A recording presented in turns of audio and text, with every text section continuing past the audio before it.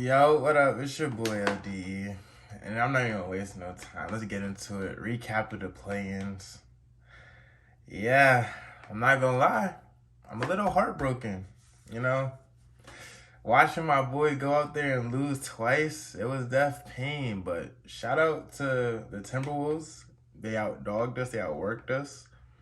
I mean, Patrick Beverly was getting in our heads. He lost that game, tough loss. It is what it is, and that's all she wrote. And then look at the Pelicans game. We had a lead going in late into the fourth, and the Pelicans, they wanted it more than us, so they took the game from us, and we just lost. It's tough. This season, it's been a real tough season, from the injury of Paul George, not having Kawhi Leonard the whole season, and then we were just trying to weather the storm the whole time. Paul George comes back, we get back over 500. We lose the first playing game because we don't know our roles. I'm like, okay, let's bounce back the next game. And the next game, Paul George gets COVID. It was just like an icing on top of the cake for everything that's happened this season. But it's okay. At least, looking at the bright side, you don't have to put any pressure on Kawhi Leonard to come back earlier than he needs to. Take the whole summer to go work, and we come back fully healthy next season, and we can see what we could do then. But with that being said, I think the play-in was a great addition. Now, does it suck that we were like 6 games over the Pelicans and they still took our playoff spot? Yes. But the excitement of these playing games is low-key unmatched. Like, I'm watching it and I'm on the edge of my seat. It was a great bump.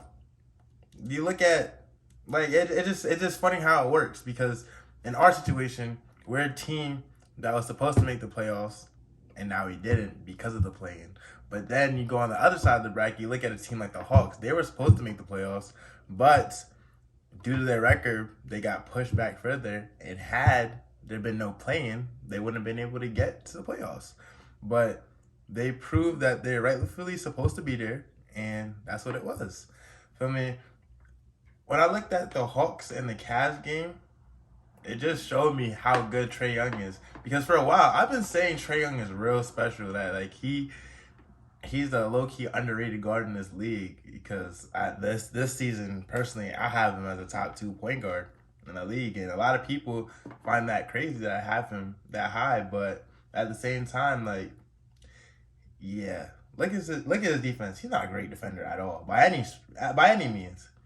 But just look what he does on offense. Like, he's really just a ball of walking offense. Whether it's him diming somebody up or he's shooting from the parking lot. He's special. Like, his ability to play make is almost unparalleled. Like, I saw a statistic yesterday. It was like he's assisted on 41% of the Hawks' points. Oh, scored or assisted on 41% of the Hawks' points. If you ask me, that's carrying right there. And he's a real point guard. He's gonna get his team involved with me. He has an unnatural feel for the game. Like, he's almost too comfortable out there.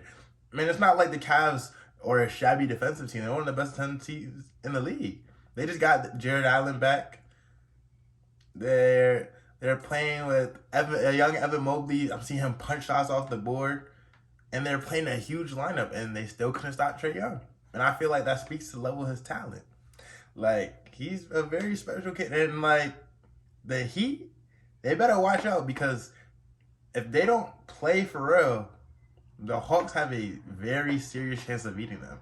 Now, it sounds outrageous to think about, like, oh, the Heat, the number 1 team in the East, they have one of the best defenses, and they do this, they do that. But where the Heat scare me is they don't necessarily have a real bona fide scorer. Like, when it gets real rough, they just have someone who's going to get them a bucket regardless. Trae Young in crunch, I'm not going to lie, one of the scariest dudes you'll see.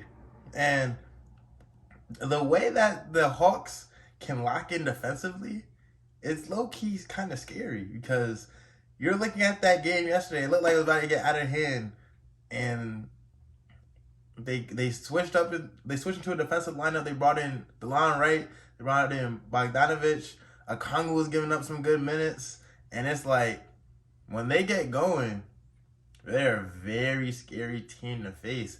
And that's a team that you can't let get hot. And Trae Young, he's here. He's here. So I'm excited to see what the playoffs brings. And it's funny because like if they had not had the play in, I wouldn't be able to see Trae Young in the playoffs. But at the same time, now that we have the play in, I don't get to see my favorite team.